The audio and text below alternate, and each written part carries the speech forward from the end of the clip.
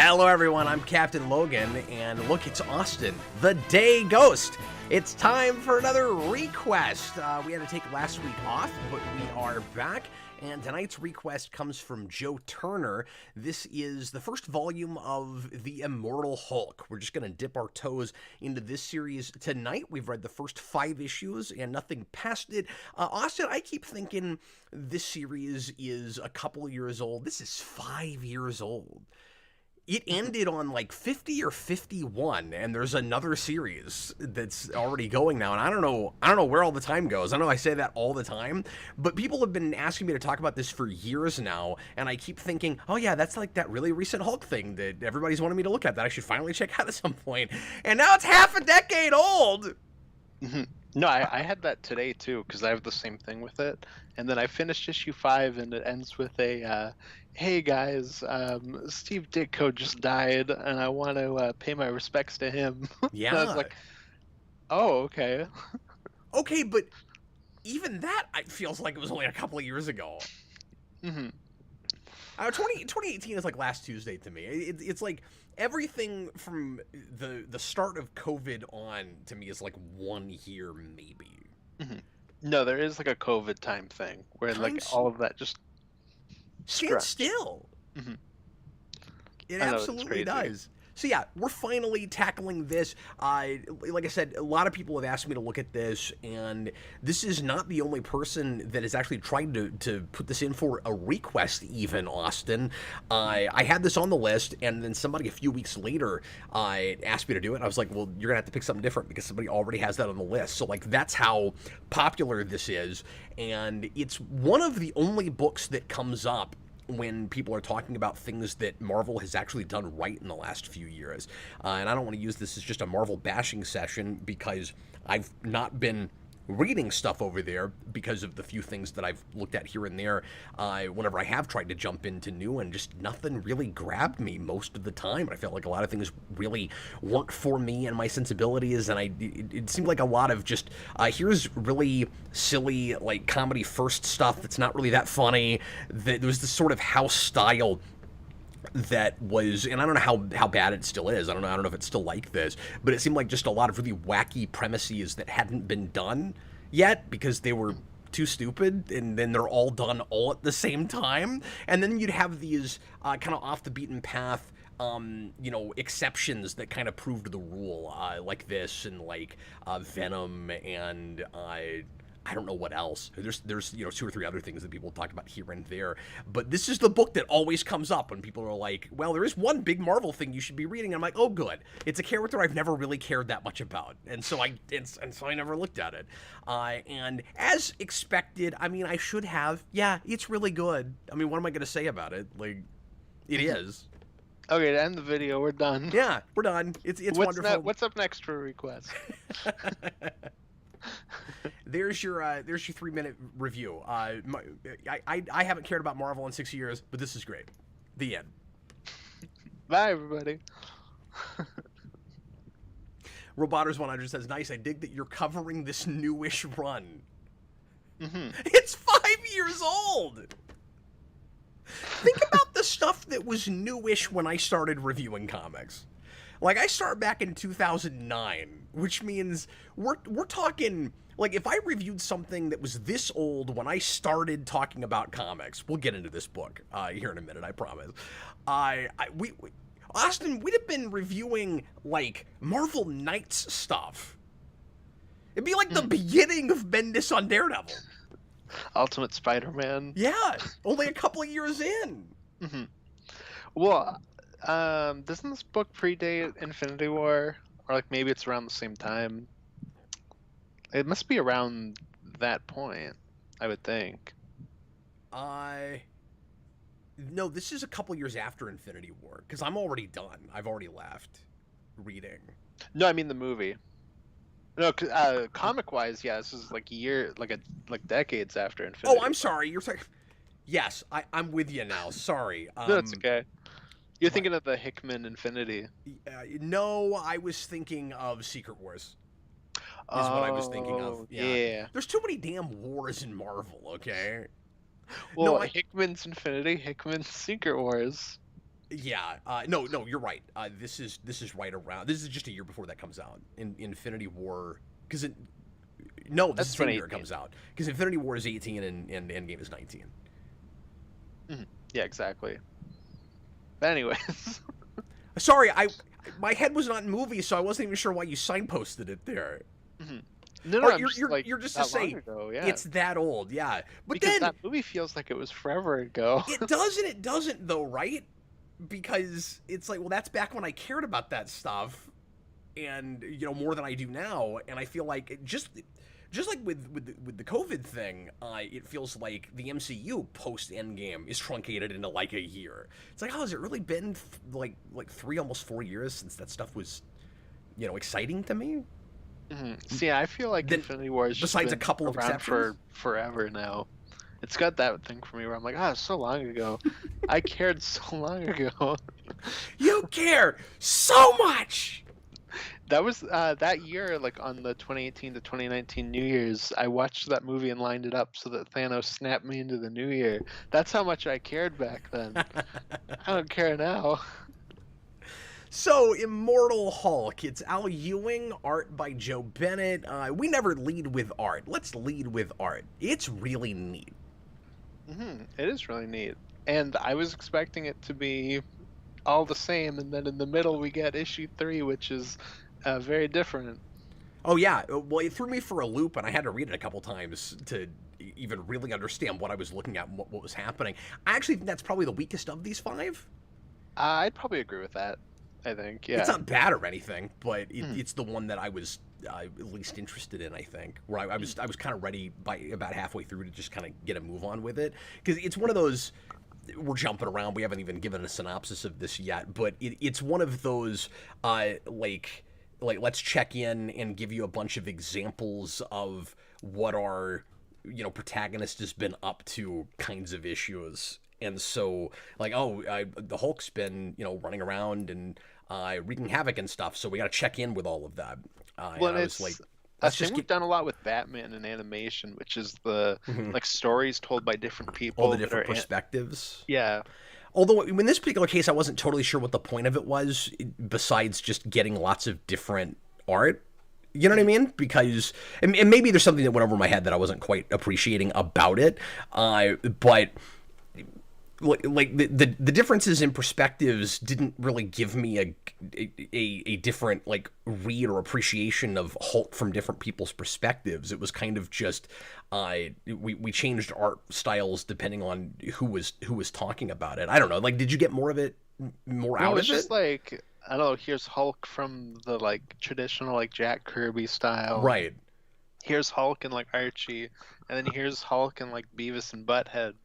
But I guess what I mean is when we've done it with Batman, there's that famous Batman New Adventures episode, and the comics do it in places, and it shows up in that Gotham Knights anime movie.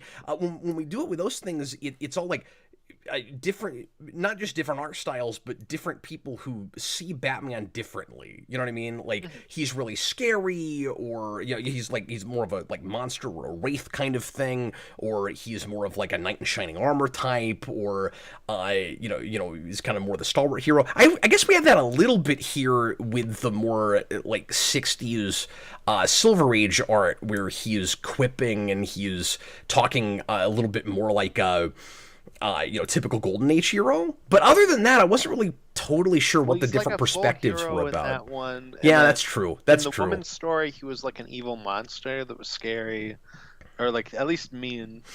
And then, I don't know, in the Beavis and Butthead one, he was just a jerk, I guess. Yeah, Philip Kelton, you really need to read the whole 50-issue run, not just Volume 1. Also, there's one difference between reading the volumes and the issues. Yeah, well, eventually I may do that. I don't know if I'll necessarily review more of this, but the way ReQuest works is somebody asks for, the start of something, just a volume of something. We dip our toes in it,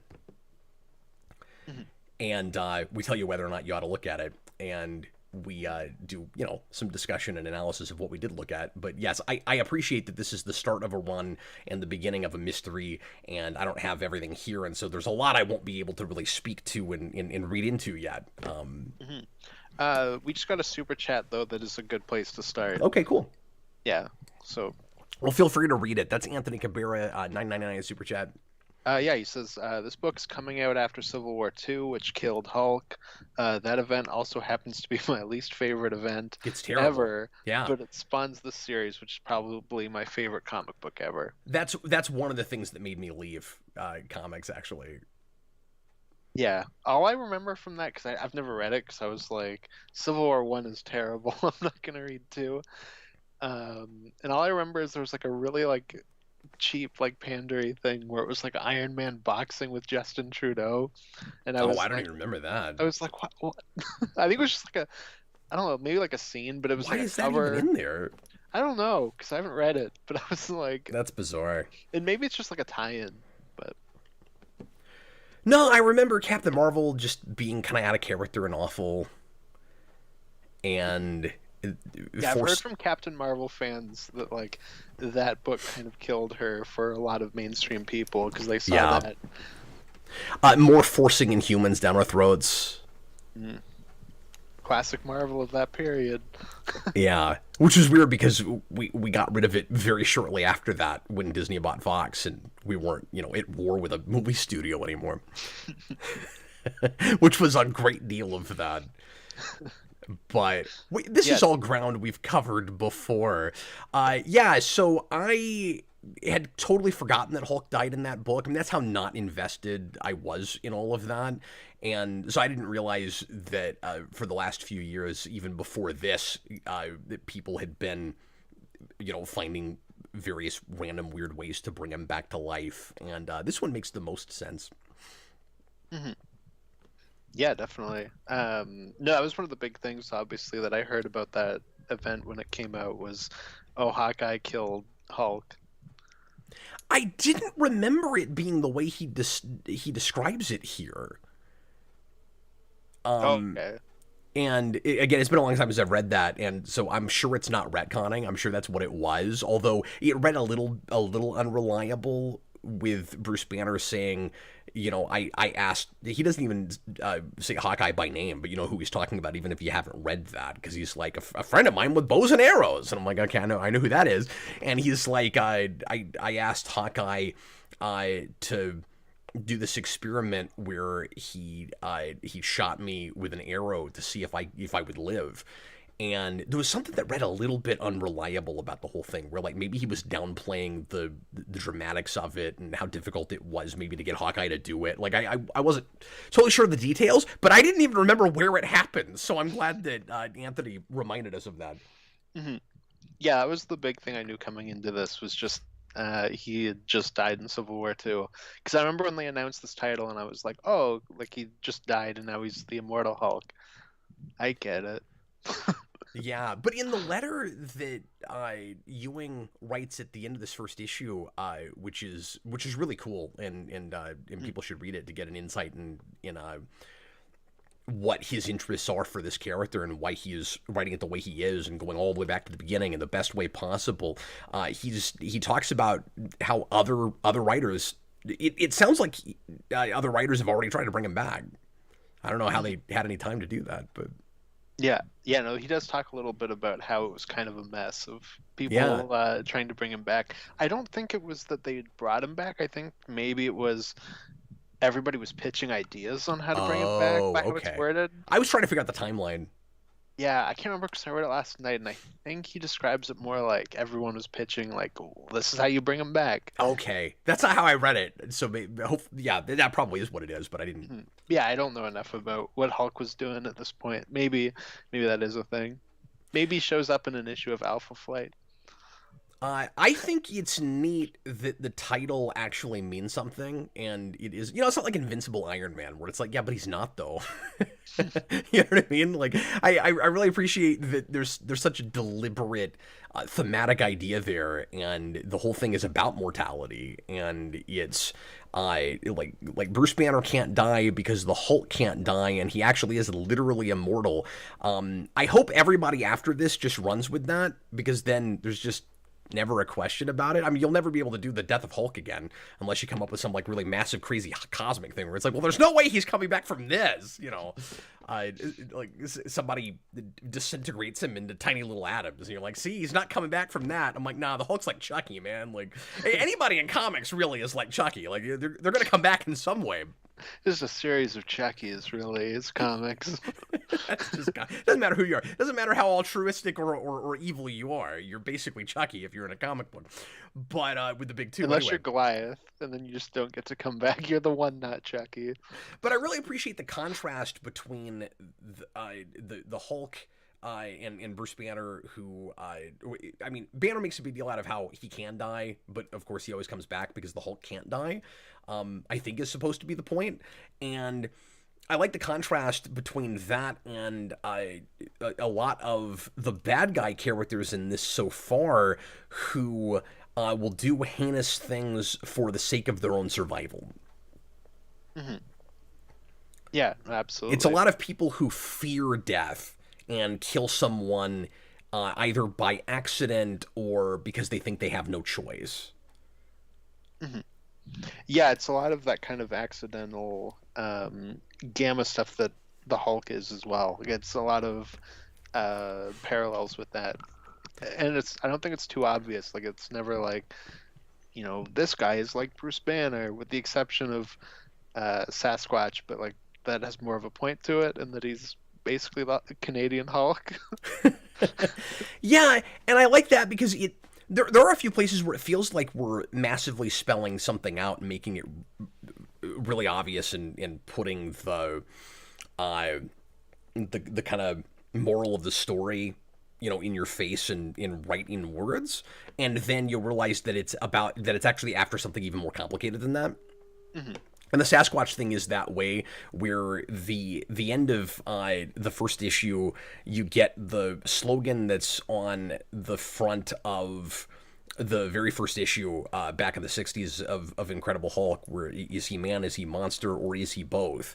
And it seems like that's kind of the thesis statement for the whole book. Like he's neither man or monster. He's both man and monster. What exactly does that mean? And then it turns out that we'll spoil things like we always do with comic reviews, but then there's even this kind of deeper layer to that, where it's even foreshadowing this idea that there's even another entity that is taking people over. And so when that entity at the end of issue 5 takes over Bruce Banner and the Hulk themselves, now it's like now that there's a third something in there, well, that's the monster. So then what is Hulk now? Mm-hmm. So that's really interesting.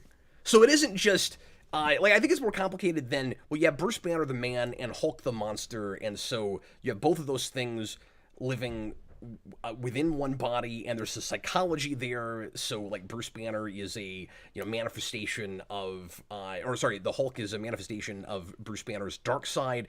It's actually more complicated than that, and I really like the psychological bent of these issues. In a lot of ways, it also feels to me like Ang Lee's Hulk done better. Mm-hmm. So far, did you have that? I mean, in different moments, but I just assumed that came from building off of Peter David stuff. Since I've not read that, but well, and I haven't either, so that's a good call. But I don't know, some of the things that movie was doing, this goes back to, particularly of course with the father. But I didn't. I know that comes from David too, so that's why I immediately thought of that. But I just always assumed that his father couldn't be as awful as he was in that movie in the comics, but maybe he is. That was always the impression I've got, was that all of that comes straight from Peter David. But eventually, I will read that stuff. Well, Austin, you want to give us a brief synopsis of the trade? Yeah. So I don't know if you had this, but I thought the 5-issue thing was a little arbitrary for this trade. Maybe I won't feel that way when I read the other issues. Maybe it'll make sense how it's broken down. but it's it's just going to depend on whether that next issue reads enough like the beginning of a new arc. Yeah, exactly. I honestly didn't have that. Mm-hmm. Yeah, I only had that because I haven't seen what issue 6 is, so maybe I won't feel like that. But what does it feel like? I guess I'm just wondering why you felt that way. Does it feel like there's like a big climax we haven't gotten to yet, and 6 probably gives us that? No, so one of the things I really like about this is that it's clearly just ongoing, and every issue, well, obviously building off of the last, is very much its own thing. So I kind of feel like somebody went, I don't know, we'll just stop it at 5, I guess, and release the trade. But maybe I won't feel that way if I see 6. And that's not even a complaint. That was just like a thing I wondered. Yeah, it is going back to some degree. I don't know. It's interesting how it's very throwback but very modern at the same time, and even in its formatting, right? So not just Hulk looks more like he did in the early days. I mean, that's cool, and all of the like throwback art we were talking about with issue 3, but it's also like you said, kind of standalone issues that read fine by themselves. It's not arbitrary where the breaks are in the issues, certainly. Mm-hmm. But once you get to the end of the 5th issue, and I did another pass through this, I was noticing lots of foreshadowing in the earlier issues for everything that happens later. And it does read more like an arc than I thought it did first time around, particularly with the journalist lady. Mm-hmm. Well, it feels to me like when we finally get her backstory and all of that, and the thing with the burning house, and and also I think the big, I think the big thing that holds it all together, the big overarching thread, is the Green Door. Yeah, which I know is what the second trade is called. So is it? That that was probably just a mystery that goes across his run. It must be, because I would have figured this first trade. What actually is the trade supposed to be called? Because I just read it in issues. Oh, it's something monster. Because I didn't put that in the title. Maybe it is man or monster. Okay. But I can't remember because I read it on Unlimited, so I read it issue to issue. But no, I mean, this is just kind of the consummate beginning of a run, in that it's not like a traditional arc in the way that we got, like, I don't know, not like formulaic about, but like kind of for a while, where it was like, okay, every 6 issues this is a story, every 6 issues this is a story. No, it's a little bit more like Bendis arcs, actually, but not horribly decompressed like that. You know what I mean? Where when you break up Ultimate Spider-Man, for instance, and Jessica Jones and you know, some of his stuff, you do kind of have to just pick random places, because... Well, I was going to say more so it feels like 80s comics in that way. Yeah. That it's just, you know, like what a lot of the definitive Marvel runs are, where it's just kind of building off of each other, and like you just keep going. Yeah, and I think part of the reason that people are looking at this as definitive, or as like a, you know, now kind of a definitive Hulk run or a seminal Hulk run, maybe, I mean, it's the most talked about Hulk run since Peter David, at least in my circles, right? Like, people like the Jason Aaron run, but it falls off for them somewhere. I don't know if this stays great for people, but I haven't heard, you know, anything bad about it. I don't know how long he stays on. I haven't looked into any of this. We're doing a ReQuest. I come into these as cold as I can, even with comics. So, but I think part of the reason that it's having that for people, maybe just having read the first trade's worth, is because it does have kind of this timeless feel. It's getting away from some of the irritating hallmarks of really commercial modern comics, trying to get your hooks in, trying to get their hooks in you and get you to buy every month, right? Or to buy trade to trade. So it doesn't have that get to the end of the issue and have a big surprise reveal every time. Like, the closest it gets to that, because I get so sick of that, and it also doesn't have the start in a medias res and then go back 5 days ago. It never does that. I really appreciate that. It's it's one of the only modern things in a while I've read that doesn't have that anywhere. I think there's a flashback in one place to Alpha Flight, but it's a flashback, and it's not even, you know, very long. Speaking of Carol Danvers. But the closest it gets to that is at the end of the last issue that we read, where you find out that Bruce Banner is possessed, but it's not a character reveal. It's just this guy that you've been dealing with this entity, presumably the spirit of his dad. Clearly, something more is going on there. It's more. It has to be more complicated than that. It has taken over the Hulk now, but that's the closest you get. Mm-hmm. Yeah, because he's got that mustache. When they first showed him possessing Sasquatch, I was like, "Oh my god, it's Glenn Talbot!" And then Hulk yells "Dad," and I was like, "Oh, never mind." I had that. I was like, "Wait, who's this supposed to be?" Clearly, I'm supposed to know him. But anyway, so this story, so you have your first issue is Bruce Banner is gunned down, as well as a teenage girl and a worker in a gas station, and then the Hulk becomes basically a spirit of vengeance and finds him and he breaks him. And then the second issue is, and I thought that kid was as sympathetic as he needed to be. Mm-hmm. Yeah, absolutely. Didn't you? Where like, he sort of gets what's coming to him, but at the same time, the situation is like really dire and sad, and he's our point of view character almost that whole issue. Mm-hmm. I just really like how not black and white it's played. Like he's got a real motivation for what he's doing. I mean, it's textbook storytelling, right? Like he works really well as a POV character, initially because you can understand, even if you don't condone it, the mistakes he's made and how desperate he is, and that he's trying to support his family and he has no money to even keep the lights on. So like, what he does is awful, and you see why Hulk thinks that he's got to do the almost like Ghost Rider penance stare thing on him, and yet he's not just a bad guy. And Ewing is trying to do the same thing in the second issue with that villain, but I don't think it works quite as well. Yeah, I think the thing with the first guy is that it's not like black and white. Like he's not just an evil person, but also some of his like sympathetic stuff, I feel like, is an excuse. There's an element of I have a daughter, that means it's okay for me to break the law, but the book knows it. Yeah, the book knows it. I don't know if it knows it as well with the second guy. So we'll talk about that, because that read a lot more like a Cryptofreak parent situation to me. Mm-hmm. Yeah, so the second issue is Bruce Banner's traveling, and the Hulk says, "Hey, get off this bus here." Yeah, it feels like the TV show. That... Mm-hmm. Yeah, no, and because I read the letters pages as well, and a lot of people were comparing this book to the TV show, which I thought was interesting. And yeah, so he finds out that a bunch of people have been dying mysteriously in this town, and he realizes it's because of gamma radiation. And then he finds a guy who's just like, he's like Radioactive Man, where he's, not the Simpsons character, but the Marvel character, where he's like glowing green. Yeah, he's like Blight in Batman Beyond. Sure, yeah. It's like the big villain for the first season for that show. But yeah, he has the same thing. Yeah, and his son is in his grave and is also like releasing radiation that's slowly killing people.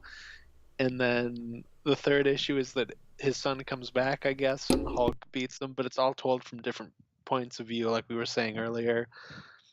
And then 4 and 5 are almost like a two-parter with Sasquatch coming in, and then Hulk's got to deal with them. Yep. And he's possessed by the ghost of Bruce's dad. Yeah, which I didn't see coming. Nope, neither did I. I thought it was Talbot when it happened. Yeah, how do you feel initially just about that idea? Like, is it just going to depend on what exactly is going on because we don't have all the answers? Like, did that seem like too much of a left field weird choice with the Green Door and all that? We're like, here's this other dead person that's somehow kind of come back as an entity, because Hulk is immediately suspicious of it. We have a smart Hulk here, and he's like, okay, like who is it that you're partnering with? Because it's got to be somebody. Yeah, speaking of that, there's one of the letters that made me laugh is somebody goes like, "Oh, your Hulk doesn't speak in Hulk speak," And Ewing's like, yeah, I hate Hulk speak. I'm Oh, sorry for interesting. everyone who loves Hulk speak, but it's terrible. You're wrong. Yeah, I don't have an opinion about that. I mean, it just depends on what kind I of don't either, but what I just thought version it you're was funny. doing. He was like, yeah, no, there's gonna be none of that. I'm fine with that character changing every so often. Mhm. And like sometimes he's got his intellect and sometimes he doesn't. I don't know if Ewing is. A lot of this is going to be just me, like, because I really liked what I read of this, but a lot of it's just going to be kind of putting pins in things because I have to read more of it. I'm basically reviewing like the pilot of a TV show, right? Mhm. So when it might read later on like he's laying it on a little bit thick with how much he doesn't like Hulk speak and he wants a more intelligent Hulk. When he goes as far as to have Bruce Banner say the Hulk is smarter than he is, Mhm. Well, I think but I'm that's not. an interesting idea. It is, and so I don't know how I feel about it yet. But Mhm. when Hulk's like, I do like the idea of different levels and different kinds of intelligence, right? Because we kind of break down the surface versus there's a lot of Jungian stuff in this. We open with a Jung quote, and there's a lot of kind of psychological discussion about the way you perceive things on the surface and the way you perceive things on a subconscious level. And the Hulk, of course, is in that subconscious level, and that's where the more emotional, impulsive stuff is. And so the Hulk is representing that, and Bruce Banner is representing the surface and the logical. And I think Ewing is making is trying to not make too much of a distinction about intelligence, where there's emotional intelligence and then there's more logical intelligence, and maybe Hulk on an emotionally intelligent level is smarter than Banner. So like maybe it works, but I got to read more of it before I can be totally sure about it. Because it is kind of odd when he says that, and then later Banner's like, leave me alone with the science stuff. I don't know anything about that, Mhm. which is kind of an amusing moment. But like maybe ultimately, the more I'm thinking about it, it makes sense because again, there's kind of different kinds of intelligence. Well, I thought it was interesting too because he just got an arrow through the brain, so I was like, yeah, he's Yeah. partly lobotomized, maybe. Well, he even talks about uh, that, yeah, exactly. And which seemed really selective to me. Like that's the kind of thing you can only get away with in comic books, where he's Mhm. and like it works in this, but I don't know that it would in a movie or something where he goes, well, I'm still very smart. I'm I'm still a scientist, but I'm not like a super genius like I used to be because I got an arrow through my head. And so Well, the here are the difference things. is that He's got like that whole mystery puzzle thing, that mystery box puzzle thing, where he's like, I can't do that stuff anymore. Mhm. And then he's like, the the Hulk difference is that helps the me with movie those has things. lobotomized him without the arrow. Sorry, say again. So the difference is that the movie's lobotomized him without the arrow. He just came back that way. That's true. I just meant movies in general, not the. No, of course. Well, and that's just one of those things that I think is just going back to those original Hulk issues, in that Hulk like never shuts up in like the early issues of that. Like also doesn't walk around yelling Hulk smash and stuff. He'll have like full dissertations about how everyone's mean to him. Yeah. So that's another one of those ways in which it feels like a return to the starting place of the character. Yeah, his complaining about just like what he is and that he had to come into existence and all of that reminds me a lot of Mary Shelley. Mm, yeah, absolutely. Even though Hulk is naturally more of a Jekyll Hyde thing, I can't help but also think Frankenstein a little bit. Well, he's definitely a mix of both Yeah. Frankenstein and Jekyll and Hyde. I mean, he's basically Jekyll if he turns into the Frankenstein monster.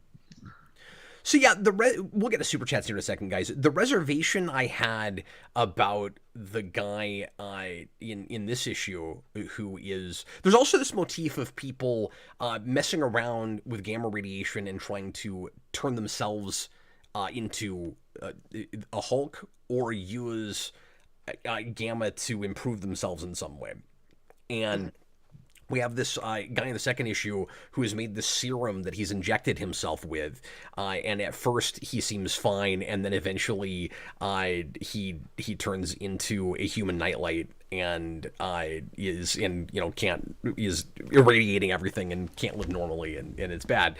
And he doesn't like we always do in stories like this. He doesn't wait any amount of time before he decides to do other things with the serum, right? So he goes, well, I've got my kid, and he's a football player, and I'm afraid that if I don't make him invulnerable with the serum, or make him where he can like heal really easily with the serum, he's going to get injured because football players get injured all the time. Nothing's even happened to this kid yet. Keep in mind, like he's a normal kid. He's happy. Everybody loves him. He's like an all-star football player. We're even told like we make this kid as perfect as humanly possible. We're told that he doesn't even let his like influence and popularity go to his head at all. And then his dad injects him and he dies almost immediately, and it's this big tragic thing that happens. And that read a little bit more contrived to me than the situation in the first issue. Yeah, I didn't have that as much. One of the things is I think the whole like, oh, he was so perfect at everything and whatnot, is just because we're being told by characters who are like, oh, look at this kid, he was so perfect in every way. And I assume that was unreliable narrator. Maybe it was. Yeah, I didn't have that thought. Maybe so. And then... but did you buy the motivation with the dad? Like, I felt like I was missing something. Where like I needed to know more about this dad and his relationship with his son. Like something didn't add up with that to me. Yeah. So I think... for one thing, like it's definitely just kind of playing into like the tropes of that kind of like monster and like horror genre.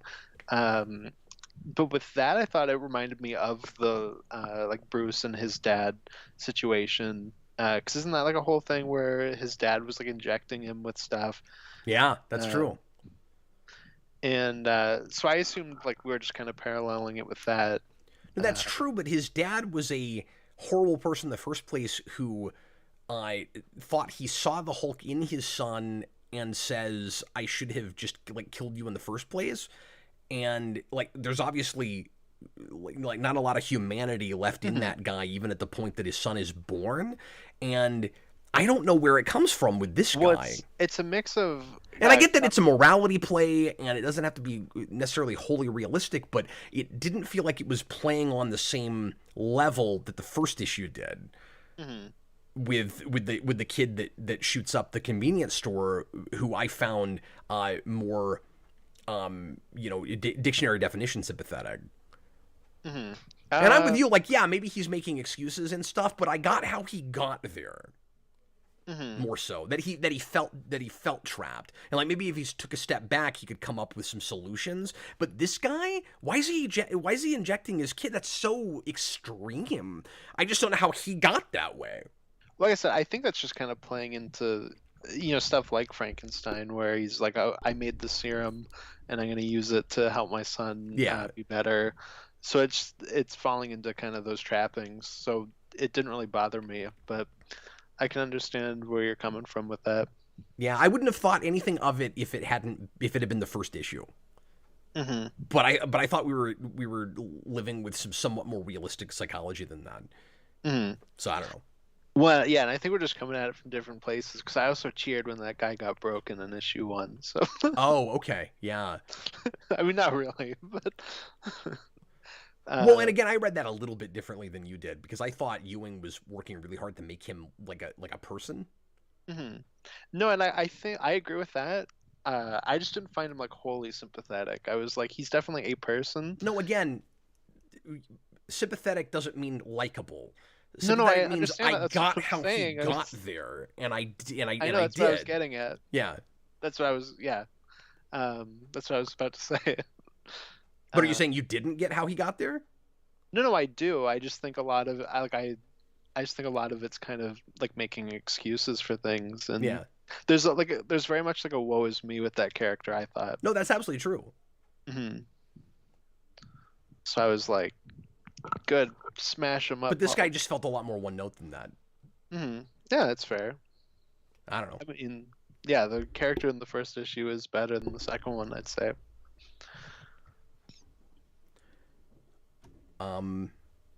Yeah, it was just like I said. It seemed a lot more crypto-freaky. And then it also has that in general because it's like we've dropped gamma radiation here, so now people are gonna start getting superpowers. Yeah, no, for sure. No, and I do like the Monster of the Week thing that this book's doing so far, because when it's done well, then I really like that, especially in comics. Well, it's making me wonder how long we're gonna stick around this town. Yeah, I don't know. Like, do we leave it right away? That was kind of my assumption, was that maybe we just kind of keep moving around. But now that you say that, yeah, I guess he hasn't left it yet, has he? Well, because he gets there in issue 2, so he's in a different place in 1, but he's also just traveling right. in issue 1. So, yeah, that is possible. But, like, I thought we would go to a totally different place by the 3rd issue, and then I was surprised that they were quoting, like, the same street they're talking about in the 2nd issue. Oh, wait, no, because they go to a different place in 4, in 4 and 5. Do they? Yeah. I guess I wasn't sure where we were in those issues, but... No, because I had the same thing, and I just remembered, like, oh yeah, wait a minute, no, we do, because there's the whole thing where the reporter and Sasquatch are traveling, and they go to, I think, North Dakota, and everybody talks like they're in Fargo, like the movie Fargo, and it's awesome. Yeah, I can't appreciate that because I never saw that, but now everyone's just like, oh, jeez. Speaking of ways people talk, though. Can we all agree that this guy just looks and talks exactly like Morgan Freeman in everything you've ever seen him in? Oh, yeah. This guy in the bar? Like, oh, man, Morgan Freeman's here. Did you have that? He's in 2 scenes, and even his dialogue, like, I immediately had Morgan Freeman in my head. It was really weird when he was talking about penguins. Yeah, when he just started saying, like, whack, like a clap on, clap off for no reason. That was weird. Mm-hmm. Or when he asked Bruce what's in his wallet. This is so strange. I also like the Neineken sign. Oh, I missed that. Neineken? Neineken, yeah. Must be a German beer. Yeah, but I guess it means there's nothing in it? It's really funny. It's Neineken. Don't drink that. It has nothing in it. Or maybe it just means there's no Ickens in it. Oh, it's pure beer. I thought it was really funny because we do this a lot in comics and movies and everything, where you just like change one letter to get away from a brand of something. Like Neineken, that's clever. It's not beer drink, but it's pretty great. I mean, beer drink's great because it's so unclever. Yeah, that's why it's wonderful. Let's go ahead and get to these super chats, shall we? Here's issue 3 here with this crazy, constantly changing art, and it's several different artists. Not surprisingly, you only get the regular artists for I think like the last few panels. Yeah, I think so too. Like at even the opening, I don't think is. Oh no, it is. It is right at the start. You get him, and then you get immediate contrast where it starts looking. Yeah, and I think the guy who asked for the request of this earlier said that I think there was like an issue with the artist for that issue. Like he couldn't get it done or something. Like they needed to fill in, so they just wrote it into the story. That explains it, because it read almost like a fill-in issue to me. Yeah, definitely. I think that's why it's my least favorite of the 5. Yeah, that's exactly what I had with it too. And I was confused by it for a minute. I needed a couple reads on that. Anthony Cabrera, 49 super chat. Thanks for the support tonight, guys. We appreciate you. This book maintains its creative team the whole run and ends on their terms, which these days is rare for Marvel. Just based on that alone, I will finish it on principle. I'm not promising that I'll review all of it necessarily, but I will read the rest of it, Austin, just knowing that, because that never happens anymore. Or it's, like you said, it's so rare. Yeah, that's always what I've heard, is that we hit a point where he's like, okay, that's the end, and then that was it. Yeah. Even Remember's Venom, you couldn't get that with. No, it's like nothing nowadays. Like, yeah, it's really even like Fractured Iron Man was like cut off early. I mean, sometimes you'll still get okay endings, or when the first writer leaves, it will be a smooth enough transition. Like, I can't always tell if the writer wanted to write it all the way out, or if he was there for 2 or 3 arcs and he kind of said what he had to say and he wanted to go. But there are definitely runs where you can tell. when they're pushed out or they've got creative differences with the publisher or whatever it is. Yeah, I've heard the new Flash run has that, or I guess like the last one, 'cause we're on a newer one now. Okay. But I heard their last arc like feels like an ending, but that writer was like pushed out because they were doing the not reboot stuff, but what we talked about a while back. Interesting. From what I've heard, yeah. Josh put in a $5 super chat and says, I was impressed with how Ewing adapted Jack McGee from the 70s Hulk show, and I don't know that show well enough.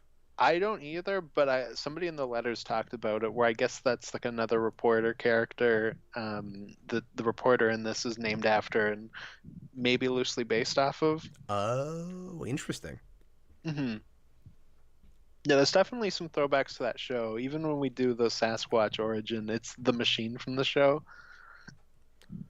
I would predict, and of course most everybody here has probably read this entire run, but moving forward, I would guess that she probably continues being like the one main supporting cast member that just sticks around, but I'd be surprised if we got rid of her too quickly, considering that we keep checking back with her, and we did kind of a slow burn to see her backstory and all of that. Well, and it's set up by the end of our last issue that she wants to become a Hulk. So I'm going to guess that that's going to go disastrously. Yeah. So you think she'll keep working at that and try to make it happen? And she probably will be a Hulk? Yeah, or like she'll become one of the Freaks of the Week.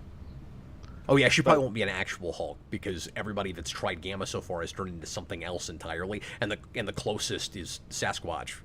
Although that was a long time ago, but yeah, no, she'll turn into like Cthulhu and Hulk will destroy her. I gotta say, when Alpha Flight showed up, I went, "Oh, this is gonna get boring, isn't it?" I was like, I figured the last 2 issues of this would just sort of be throwaway, and then because I don't know anything about Sasquatch, and then I was like, "Oh, it makes perfect sense why he's here," and that whole thing. I never thought that I would see a cover with Hulk versus Sasquatch and it would look epic. I wouldn't have thought it was possible, but it is, especially once you know the context of what's actually happening. Yeah, absolutely. No, when he showed up, I was like, Sasquatch, like that's familiar. Is he maybe like in like the old Hulk stuff? Because I've read some of that, so like maybe I've seen him there, but it's been years. And then they're like, oh, Alpha Flight, and I just laughed really hard. But yeah, like he probably shows up somewhere in Hulk, but I don't know. And they mention, obviously Department H and stuff, and I was like, oh, good. Al Ewing is bringing up exactly the like 3 or 4 things I know about Alpha Flight. Yeah, I don't know anything about that. I just thought it was funny that Canada has their own department for looking into the superhumans. Yeah, no, it's hilarious. And I get most of that from the Fox X-Men show. Oh, okay. Oh, I didn't even know that stuff showed up in that. Oh, yeah. Weird. Yeah, there's a whole episode where they try to kidnap Wolverine. Oh, okay. Oh, so it's not like we do Alpha Flight in that show, though. No, it is. It's Alpha Flight. It's Alpha Flight shows up and tries to kidnap Wolverine, yeah. Oh, okay. Weird. There's a whole reason. Anyway, Roomski, $5 Canadian. Speaking of, that's why this is our requester for tonight, who is clearly loves this because this person is Canadian. It says, Joe here, glad you like this one, Cap. The series mostly acts as a sequel to the Peter David stuff with a bit of Jenkins material thrown in too. Yeah, it was always what I heard was that it feels like the next step off of David. And then I was surprised when I started reading it and went, oh, like he's going back to like Stan Lee Hulk though too. And then I read the letter at the end of the first issue and he confirms that. It's a really creative way to go back to brass tacks with that character. Because I'm not a Hulk guy, I've not read enough. With what little I know, I simultaneously appreciated it as a lot of reverence for that character's history and where it starts from, and going back to stuff that this is a point you made when we were talking about this off camera, Austin, that maybe things that were abandoned in the first place that were good ideas. But then also, I don't feel like you have to know anything to still read it and appreciate it. Like it works on a couple of levels. Mm-hmm. Yeah, absolutely. So that's cool. Although I was thrown off was by the sorry, what were you saying? No, I was just gonna say like I definitely had that in places where like I haven't read enough Hulk, but I think it was able to kind of keep me up with it, even though I haven't looked at a lot of that. I was thrown off by the transforming at night thing. Mm-hmm. Yeah, and that's something from the Stanley run. Same with the whole like him being able to absorb gamma radiation. Yeah. Because I wasn't sure about that, so I asked Dan because it's been so long since I've read that, and he was saying that yeah, that's one of the things that comes up in Stanley's run. Because the big thing with that, that is my big takeaway from that era, is they have no idea what the Hulk is, so they just throw out stuff constantly, and it's like, okay, now he transforms at night. Now he transforms because of this reason, and then like they don't have a definitive idea of who that is for a while. So is it a problem at all that Ewing is having to be kind of like loose and cherry pick with continuity, or is that just what you do when you start a new run on a character that has so much history and so much baggage? You know what I mean? Because there's not an explanation for like why now we've gone back to those early things. Mm-hmm. Yeah, and I assumed with the night thing that maybe it had to do with the way he died, but I don't know if that's the case or Yeah, not. we don't have an explanation yet, but I mean, there's Mm-hmm. time. But I saw it in the same way as like the Grey Hulk stuff, where like that's obviously where the Grey Hulk comes from as well. So I assumed it was just like that, where we're gonna take that and build actual mythology out of, for lack of a better word, mistakes. Yeah, but so far it doesn't read like building new mythology. It reads like playing with stuff that was always there and just retroactively acting like it was always there. Mm-hmm. Unless I'm missing something, right? Because isn't Grey Hulk like, something that he goes that he like establishes like why it's happening now? That I'm not sure because I haven't read that stuff in Peter David, but I also just assumed that we'll get answers for that. Yeah, I hope so. I'm just kind of wondering. Mm-hmm. Yeah, for sure. Because like Hulk doesn't just absorb gamma radiation. He also has like various detectors of things. Mm-hmm.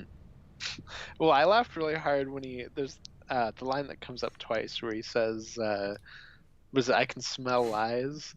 Because all I could think of whenever he would say that is Superman can see time.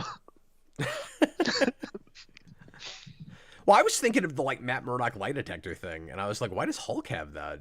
But with smell, like, how does the smell change? I wonder. Well, I just assumed it was like an animal thing. Where they say that about animals, where they can smell like fear. But obviously the lies are different. But that is how lie detectors work.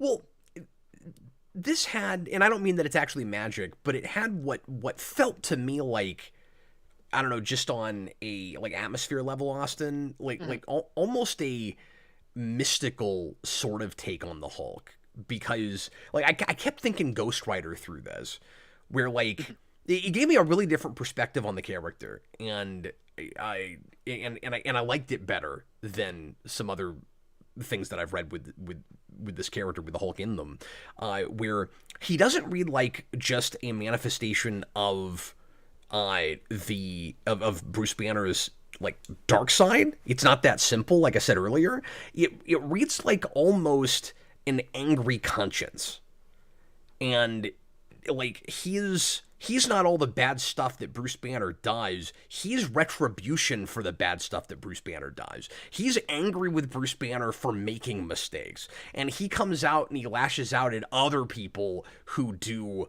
who do horrible, unethical things. And so he reads like almost a cross between the Punisher and Ghost Rider, where he's more sadistic than Punisher even. Like he won't necessarily just kill you. He's gonna like throw you in a grave and make you like starve to death because it's ironic. And he says he's big on irony. So it reads like I said, almost like a mystical thing, almost like he's a personification of something, right? Like he's a wraith or he's a grim reaper, but he's also part of a human being's subconscious. So he's like a personal Grim Reaper that, if he's let out, will also go do that to other people. And I was really fascinated by all of that. Yeah, I think that's why I like this more than I like a lot of Hulk stuff, because like it really does emphasize just the monster aspect of it in a way that I feel like a lot of Hulk doesn't. Where there's always this battle between, is it a monster book or a superhero book? And we kind of can't always figure out where to line up on that. And I have always just wanted it to just straight up be a monster book and not a superhero book. So like that's part of why I was never able to get into Hulk. And obviously, like there is a balance. Like we have a big battle with Sasquatch and whatnot, and there are definitely villains in this, but it is lining more on that monster side, which I really appreciate. No, absolutely. What's I was gonna say that it is about a balance. Like it is still in its way a superhero book, but it's like a 70-30 split on the monsters side, right?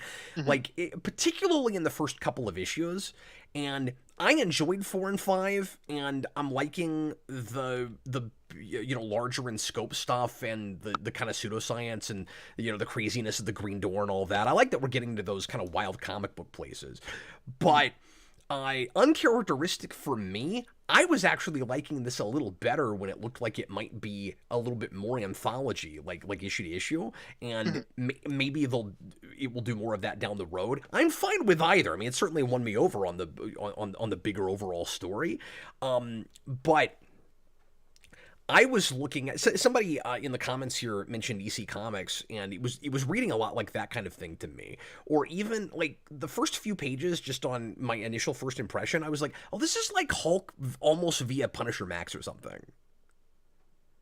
Initially, it stopped being that, but it really read that way the first issue.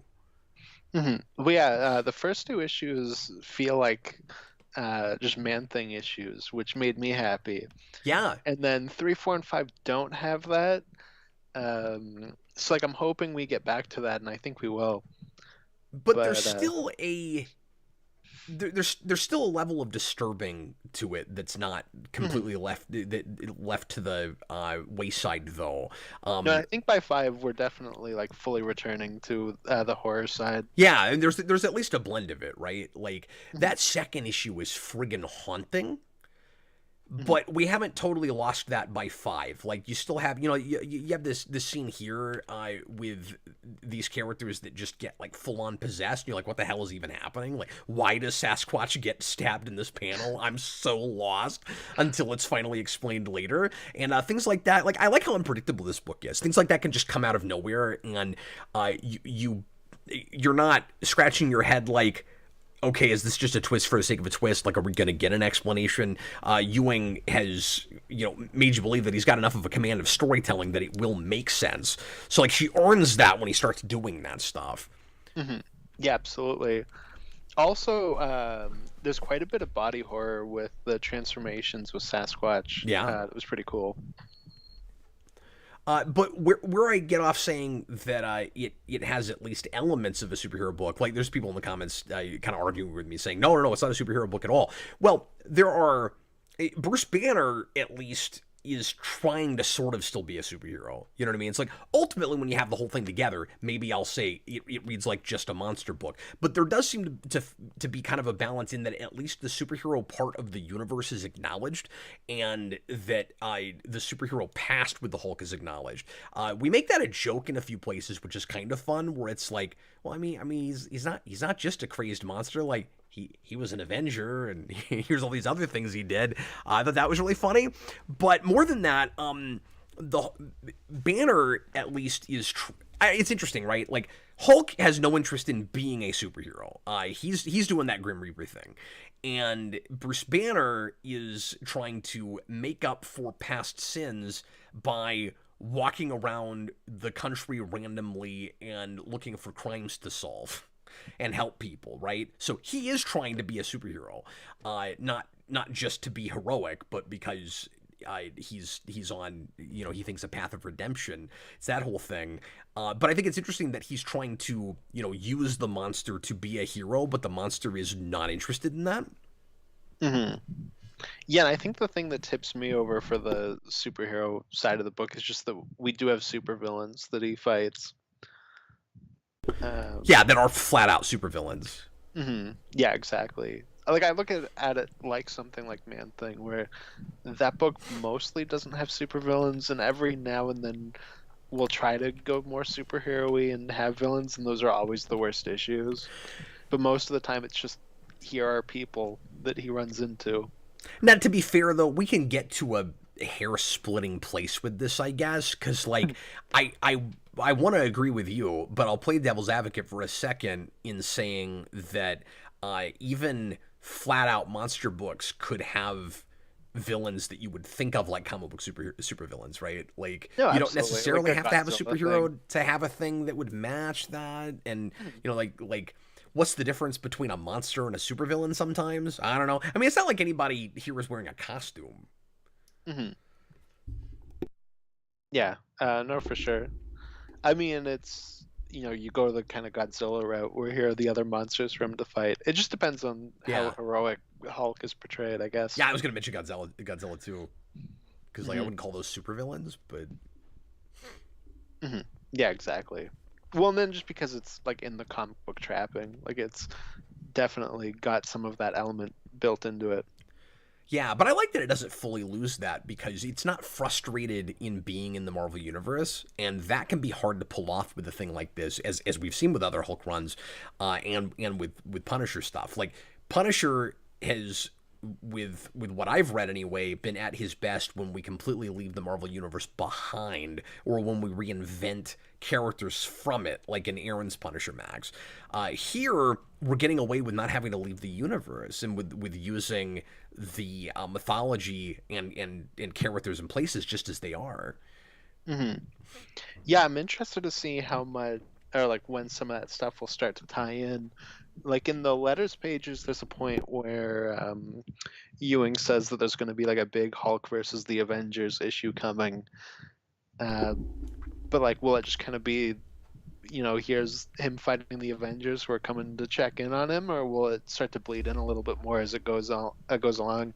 Yeah, and for me, the bigger question is Hawkeye there, and what does he have to say? Well, the Hulk's gonna eat his head off.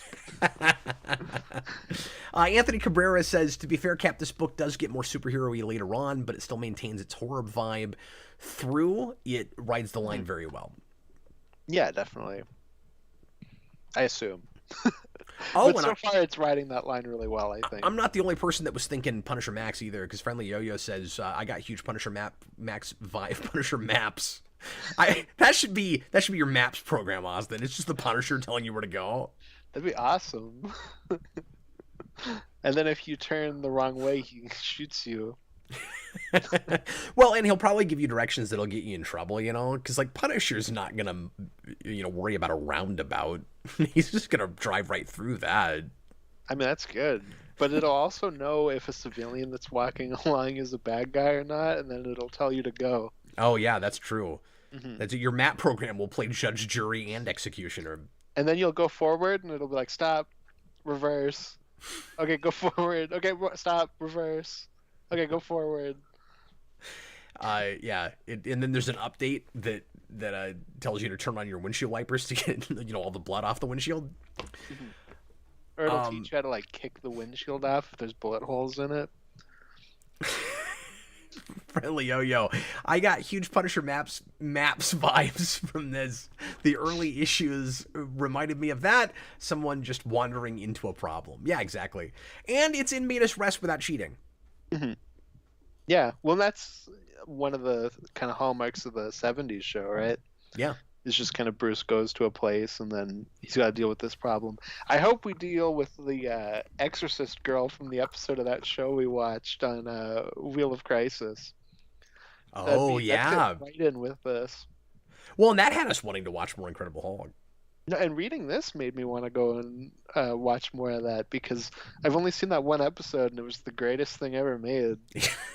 It was really great.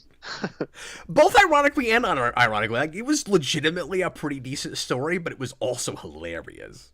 Yeah, well, and it was also like creepy. Like it was just really cool. It was Yeah. like everything I lived for. I'm sure. And then watch it be your favorite episode of the series where you're like, oh, I watched 6 more seasons. It never got any better than that. That is my one worry is that eventually I'll watch more of that show and be like, oh, that episode was like an outlier. It was proof of what it could have been. Mm-hmm. Chewbacca's Lover, $2 super chat. Speaking of what we were just talking about, he says, do you think this could have been a Max series? Yeah, with the caveat that what led Ewing to this concept was an in-continuity thing that happens. Mm-hmm. Right? So, like, it's building on, regular 616 stuff that's going on, and it's kind of pushing right up to the line of what you're gonna get away with violence-wise in a regular mainstream Marvel book, today or 5 years ago, versus what you'd put in a Max book or moving over to another imprint. And to be fair, like, that line is very, very blurred now, and it's mostly just adults that read comics anyway, but we still kind of try to stay a little closer to PG-13, or at least we don't go to the full-blown like mature place as much. We're just not swearing as much. Yeah, I guess I do feel like there's some super violent stuff and maybe like bathroom type things that happen in Max that we still, even to this day, probably wouldn't put in a regular book, or if we did, we would feel the need to write mature on the front of it. Mm-hmm. You know what I mean? Yeah. And this book doesn't have that. So that's where I get off saying kind of right up to the line. But I'm just saying, like, with the content that's here and with its initial sensibilities anyway, with those first couple of issues, it would have been well in line with it in old Max series. But I actually really appreciate that he's finding a way to not have to go outside of continuity to do it, because it gives you variety inside of the continuity. Yeah. And I mean, you could do Max things that are in continuity. Oh, could you? Yeah. I was thinking of that as more like, Black Label or something. I mean, probably because the biggest thing was Punisher, but I know at least Alias was in continuity, and those are the only 2 Max books I've read. So. I always forget that's Max. Mm-hmm. All right. Well, I sit corrected. So yes, it absolutely could have been. It just needs much more gore and swearing, and yeah. Bob the Hunt apologies. He says I missed his super chat. You're always missing super chats, sir. He says, well, then why don't you help me out? No. Bob the Hunt finally super chat. Stan Lee has said Hulk is a combination of Jekyll Hyde and Frankenstein. Jack Kirby has corroborated this. Also, people are paranoid about football now. That is true, that people are paranoid about football now. I mean, for good reason, to be fair.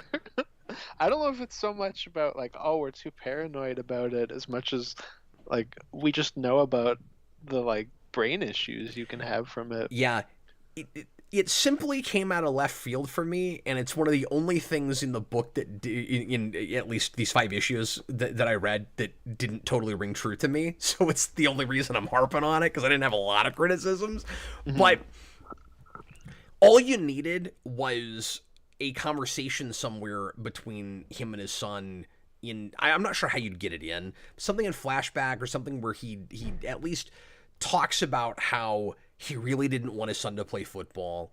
He kind of begged him not to. He was afraid he'd get hurt. He lost the argument. He couldn't get his son to not go and do that, and it's kept him up at night, and he thinks about it all the time. Like, you could have made me buy it, but you got to make me understand why he gets to such an outrageous place with it, because it kind of read like too retroactive, where this is what Ewing has decided this guy is going to do, and he's got to come up with some kind of a backstory to get it in there. And you don't want that to read contrived, so I just needed more details.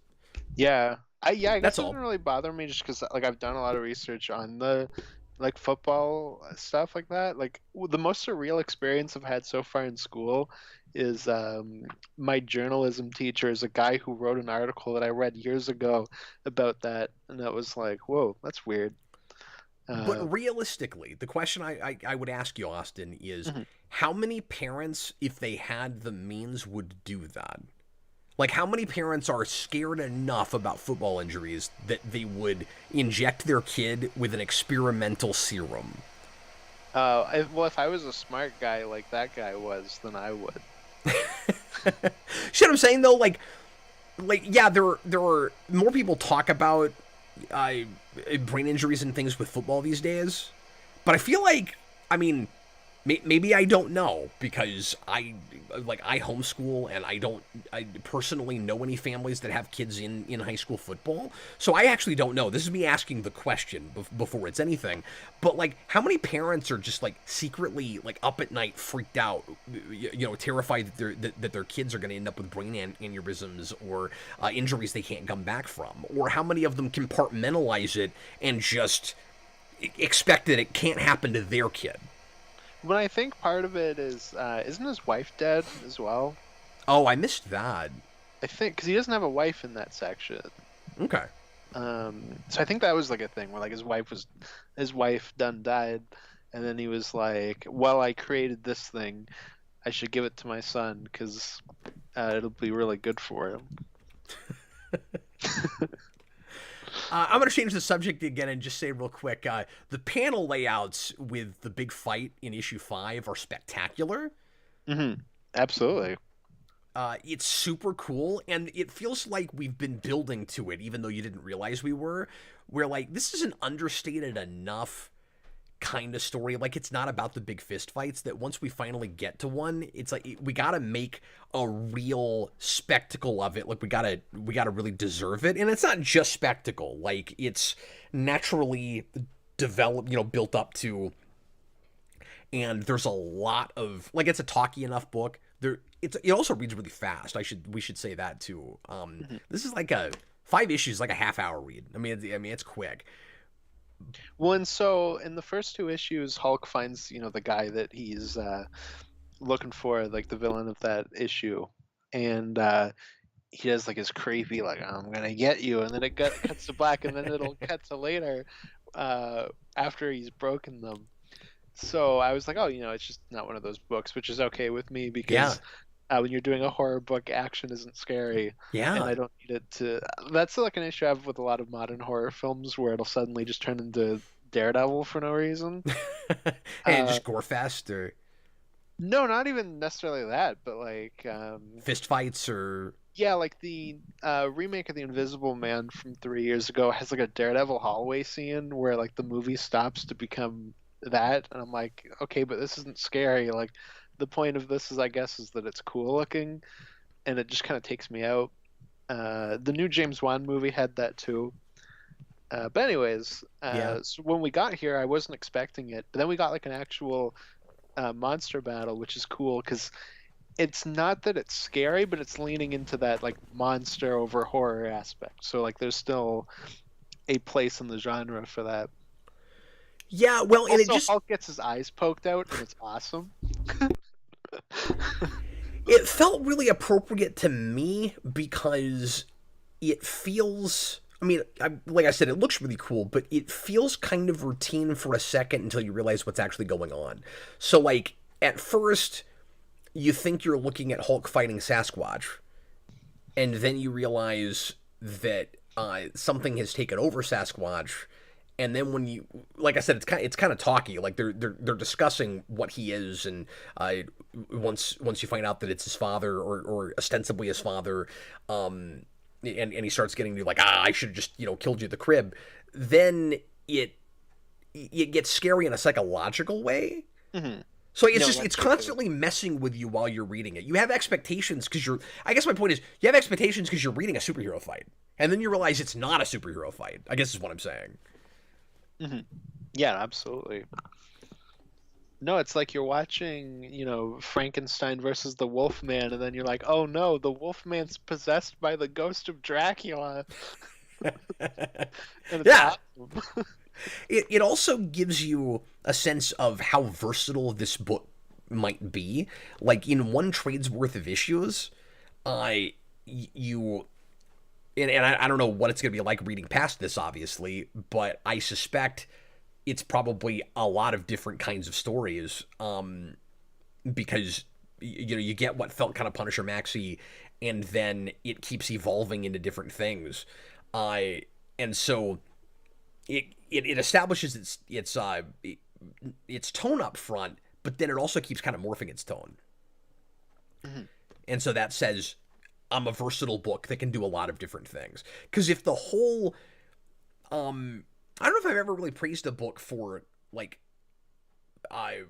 subtly changing tone a lot.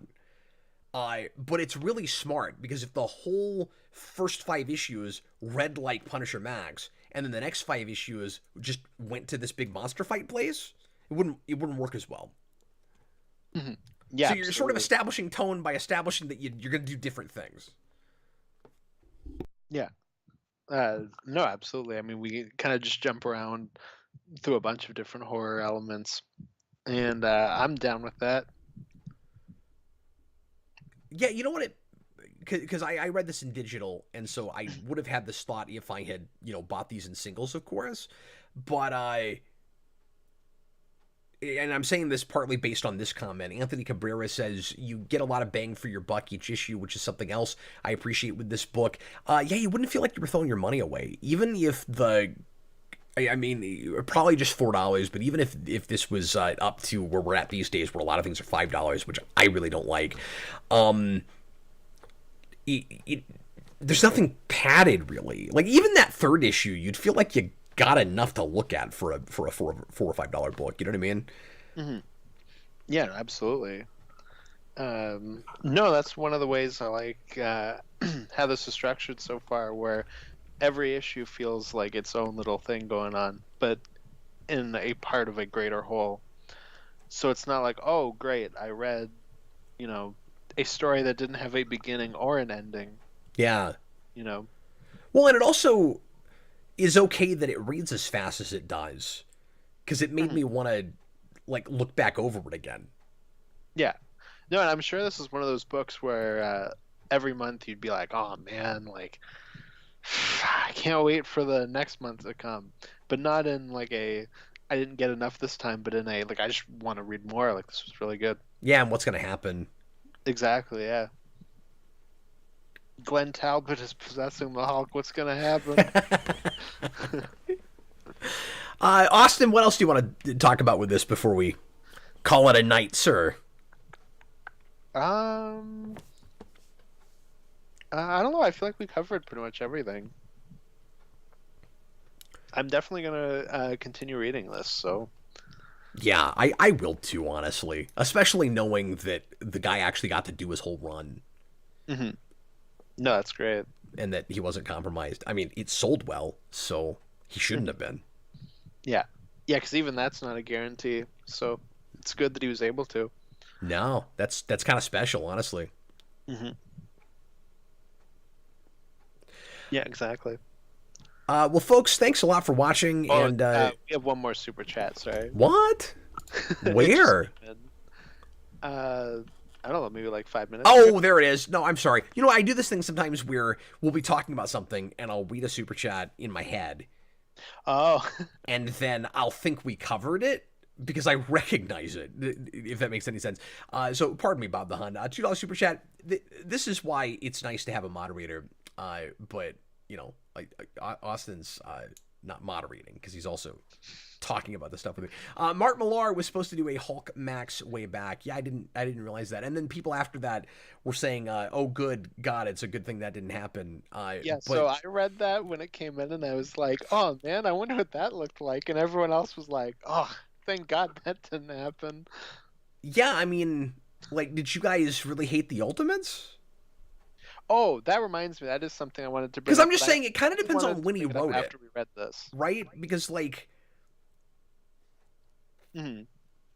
you The know, what, sorry? I was just gonna say, like, his ultimate sensibilities could work fine for a solo Hulk book. I guess I'm not getting why Mark Millar is immediately a bad choice for especially that kind of like a more rough and tumble, maybe somewhat, intentionally cynical approach. Like, I'm guessing because why of is that Old bad? Man Logan, but Oh, because the Hulk babies? Is that what they're thinking? maybe. But I don't know. I'm also in the minority of I'm fine with the last issue of Old Man Logan. So Yeah, I mean, I don't like that. I don't love that stuff either. That was the weirdest thing in it, but it doesn't make me go, that must be his only take on the Hulk.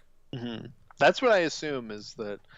Well, then I think a lot of people just don't really like Millar, which that's fair. He's a very polarized creator. No, and I get that, and I find him a super hit and miss writer.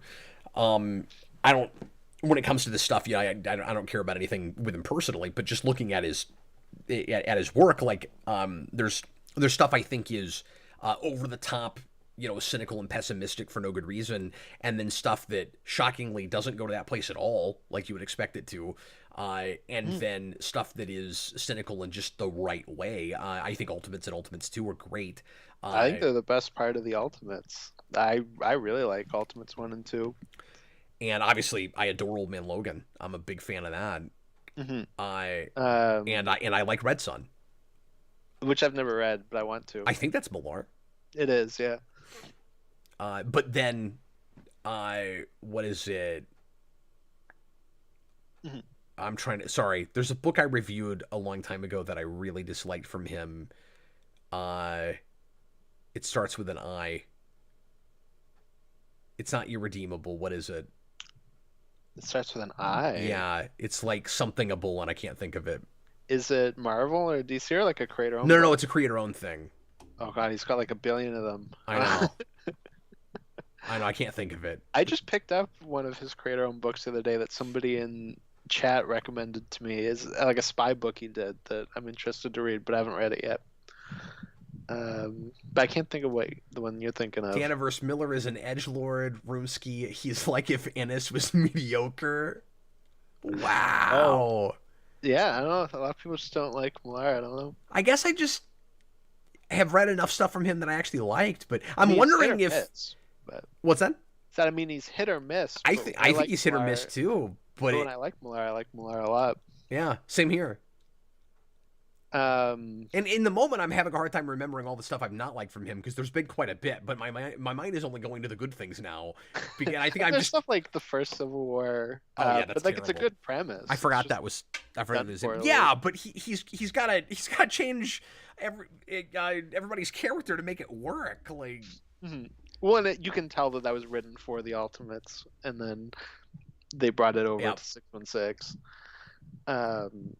Yeah, good call. But what I was going to say is that was the last thing I wanted to mention with this book that I had to mention after Nemesis. Was it Nemesis? Am I totally off base? It didn't even start with an I? I thought it started with an I. That was what I was thinking was maybe Nemesis, but you were like really hardcore that it was something able instead of with an I. So I was like, I can't. Oh, maybe it is. Nemesis. That probably is right. I don't know. Look, I talked about that 7 years ago. I know. I'm also in the minority, I think, in that I like the Kick-Ass books.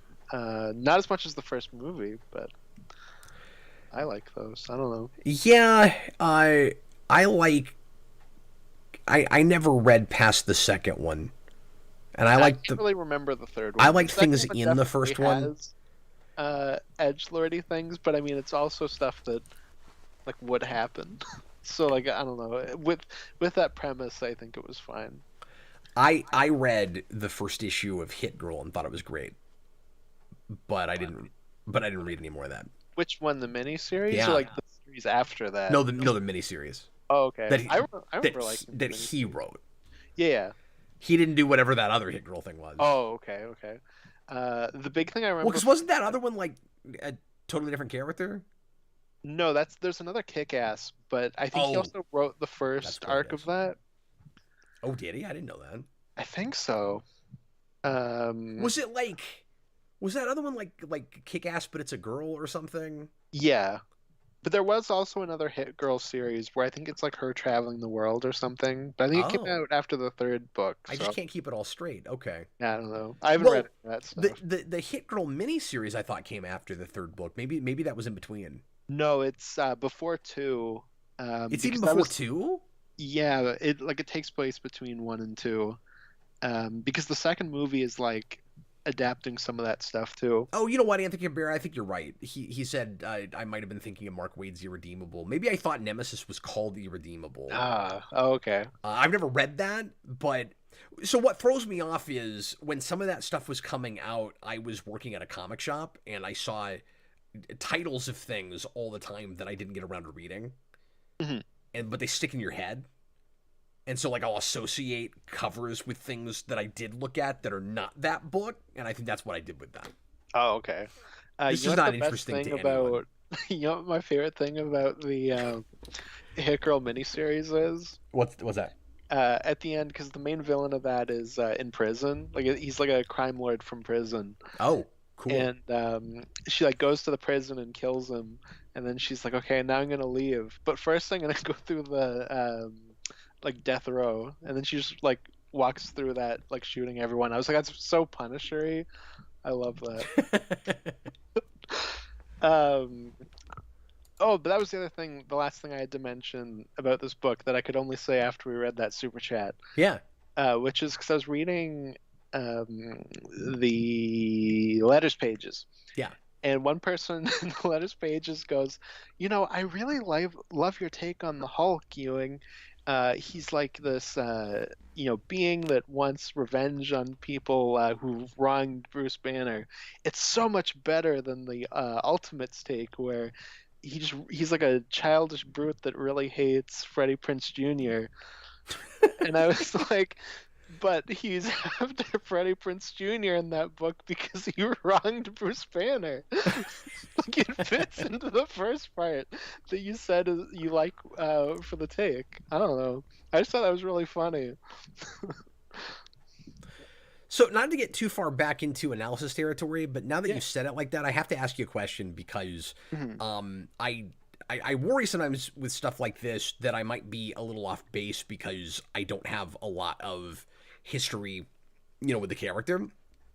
Mhm. And I don't know if I'm reading certain things right. So, what in your mind then is the relationship between Hulk and Banner in this? Because I read it like he kind of is Banner's guilt made manifest. Where because you're right, like he is going after people that, and it even says like it's personal when you attack Banner. But I feel like in certain ways he's also kind of against Banner. There's like all these places where Banner is looking at himself in the mirror and he sees the Hulk looking back at him like really pissed off. And like what is your read on their relationship? Am I super off base with that? No, I mean I agree with what you're saying, but then obviously like Hulk has his own personality and doesn't want to be locked in. Yeah. Um, so like there's that element as well. Um, I don't know. Yeah, that's kind of how I thought of it reading this, but it's like very early into it. I think we're definitely going to delve more into that Okay. as we go along.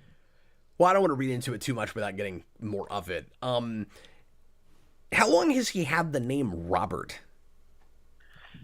That was new to me. Um, He's now Robert Bruce Banner. well, I was trying to think about that because I was like, isn't he David Bruce Banner? In the But then TV show. is that from the TV show? Well, I thought they brought Yeah. that over into the comics.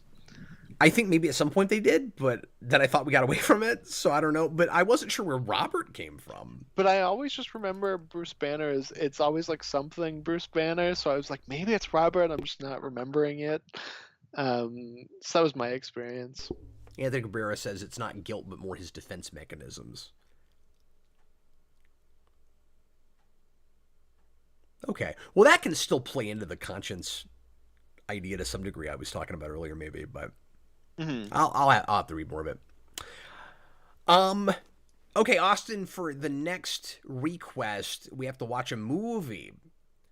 and the movie is called Devil All the Time, and it came out like 3 years ago, and I don't know anything about that movie. Oh no, why is he laughing? I've been waiting for this one. Okay, so why are you laughing right now?